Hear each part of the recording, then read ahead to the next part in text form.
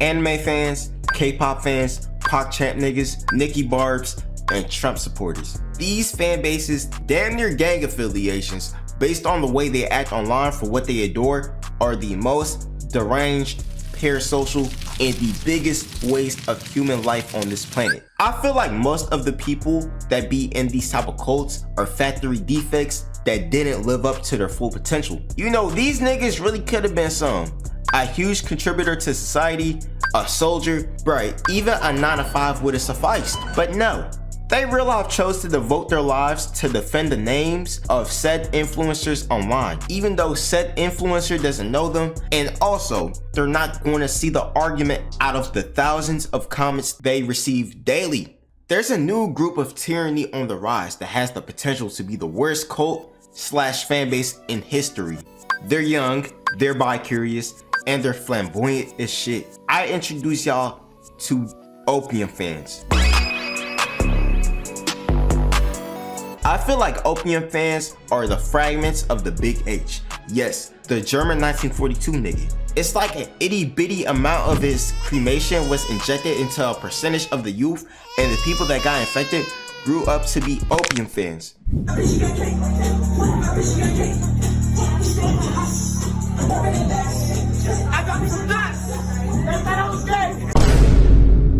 Carti's fan base went through many changes throughout the years, from wearing ones and V-Lone to wearing Ricks in all black. Carti's fan base has been somewhat tolerable from what I remember in 2016 to 2018. You know, the calm wasn't that bad since Carti fans were the underdogs trying to beat the mumble rap fan allegations. Around when Whole Lotta Red's original tracks got leaked, I feel like that was the beginning of the shift for the worst.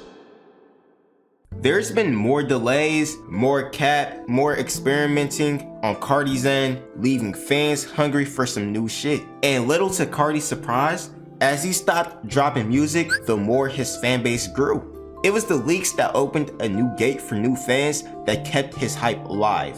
Niggas was eating that baby voice up with tracks like Pussy Pamper, Skeleton, and Cancun, and also pump faking his release dates. Carti had niggas on some first 48 timing, trying to debunk when the album was finna drop. And the question still remained, when is this fuck nigga finna drop some music? The question was answered when he got active on Twitter. He teased a little single that was dropping at the time, and just like that, his hype skyrocketed even more. It was At Mid. When At Mid dropped, I think every Carti fan at the time gets PTSD from even thinking about the backlash it received. His Pain 1993 feature was no different.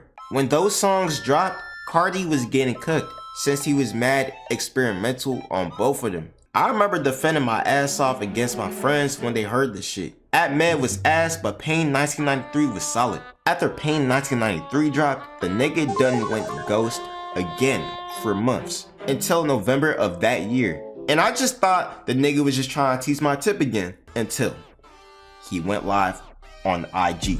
He previewed New Tank, and it was a whole new sound from what everybody was expecting. I was fucking with it, the majority was fucking with it. Hey bro, we was back in the game. A month later, Carti posted that MS Paint-ass cover for Whole Lotta Red with a pre-save link. Whole Lotta Red was supposed to drop on the 25th. On Whole Lotta Red Day, I mean Christmas, that was when the Carti calm took a huge toll. One of the trending topics on Twitter that night was Whole Lotta Mid. And that's only because everybody's been expecting the leaks. But surprise, surprise, Carti is not going to drop a leak that everybody knows the lyrics to. As a Carti fan, why would you want Carti to drop these songs you already know the lyrics to? So what? So y'all can just shit on the album and be like, oh, Whole Lotta Red is so bland. Whole Lotta Red is cliche as shit. Oh, these are none but leaked songs. Not gonna lie, on my first listen, I ain't really like the first half of Whole Lotta Red, but I fucked with the second half. For a lot of casual rap fans, Whole Lotta Red isn't gonna sound good first listen. Even to this day, I need to re-listen to albums before I can fully judge them. Some of y'all probably do the same too, but not a lot of people is open-minded like you or me. So to them, Whole Lotta Red was ass, and they didn't get past track 3. It was bad, bro. Whole Lotta Red's release night was a Carti fan's 9/11. Not only did you stay up till 12 a.m. to listen to a Demon's album, you did it on the Lord's birthday.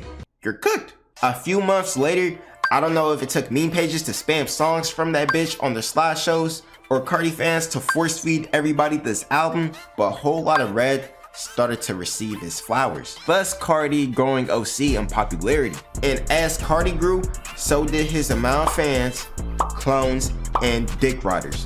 Whatever Carti's on, they're dick riding it without a care in the world. If Carti drops a song, it's now the national anthem. If Carti does 133 and a 55, they're all crashing out in their mama Suburban. If Carti comes out, they already been on that timing. Catch up. Carti fans are starting to become even more out of pocket, and Dabo is the face of this shit. No glazing, you know what I'm saying? I promise you, bro, no glazing.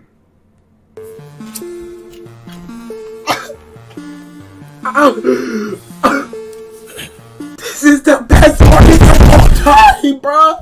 Dabo, you doing your thing right now, but I'm not gonna lie. When you look back at your old Opium reaction vids in, let's say, a few years, I feel like you're going to get hit with a strong wave of post-nut clarity. You finna cringe the fuck out. Some of you niggas are gonna call me a hater, but I'm just keeping it real. That's just part of growing up. I was a cheeseball too when I was that age. Dabo is literally me if I had a reaction channel when I was 16. But Dabo wasn't the first nigga to do these over-exaggerated reactions for Carti. It was this little white child. He paved the way for some of these upcoming reaction channels. When I seen him coming up and constantly getting posted on meme pages and Twitter, I already knew what direction the Carti fan base was heading towards. Excuse me, let's just brighten this up a little bit.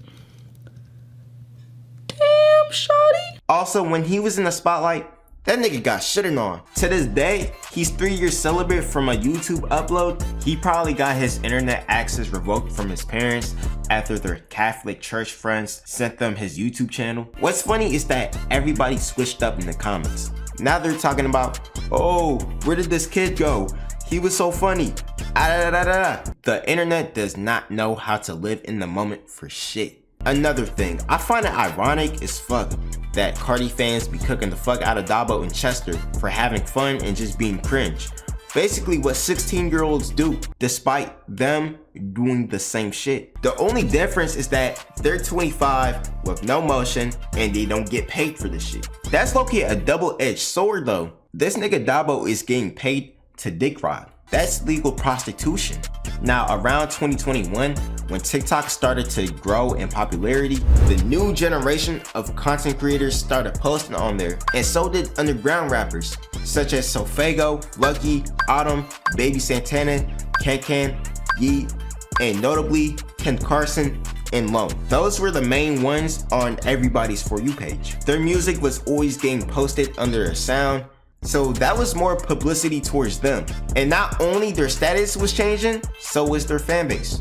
TikTok changed most of these fan bases for the worse, cause now the long-term fans become the new fans, new gens, despite the artist in question not even having enough music streams to put food on their table before TikTok. I swear, the term new gen is like the underground rap version of the hard R. Opium's fan base got affected the most, cause Carti is one of the biggest rappers of the 2020s. So of course people under his label is going to eat too. Niggas couldn't get enough of Opium. TikTok niggas literally copy everything they do. Can Alone fuck with Asian bitches? Now everybody does. Alone disappears in his IG flicks. Now everybody does the same shit. And I'm not even gonna lie, this shit is tough though. It's overplayed, but tough. There is a plethora of TikTok pages that are straight out of the Opium factory. They wear all black and is desperately seeking an Opium girlfriend.